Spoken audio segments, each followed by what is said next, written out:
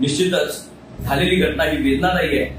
मी police प्रशासनाला सुद्धा विनंती करतो की केसेस त्या लोकांच्यावर ज्या घातलेत त्या भावना विवश झालेल्या या ठिकाणी समाजाला आपल्यावर तुमच्यावर करायचं आक्रमण त्याला कारण नव्हतं, पण आपल्या घरातला सदस्य कोणतरी ओढून घेऊन जात आहे या भावनेतनं खऱ्या अर्थानं तो मनाचा आक्रोश निर्माण झाला. आपणही समजून घ्या, कुठेही कठोर कारवाई या सगळ्या लोकांच्यावर होऊ नये याची काळजी आपण घ्या, ही मी या ठिकाणी प्रशासनाला त्या ठिकाणी सूचना करणार आहे. आणि या बाबतीत सन्मान्य मुख्यमंत्र्यांनाही आणि सन्मान्य गृहमंत्र्यांनाही मी या ठिकाणी याच्या बाबतीतली माहिती देणार आहे.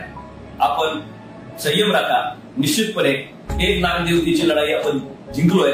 आता दुसरी एक लढाई जी सुरू होते ती आपली असणारी लाडकी महादेवी परत घरात आणण्याची, आणि मला निश्चित खात्री आहे की येणाऱ्या काळामध्ये यालाही आपल्याला यश येईल आणि महादेवी हत्तीला आपल्याला परत आणण्यामध्ये सर्वांना यश येईल.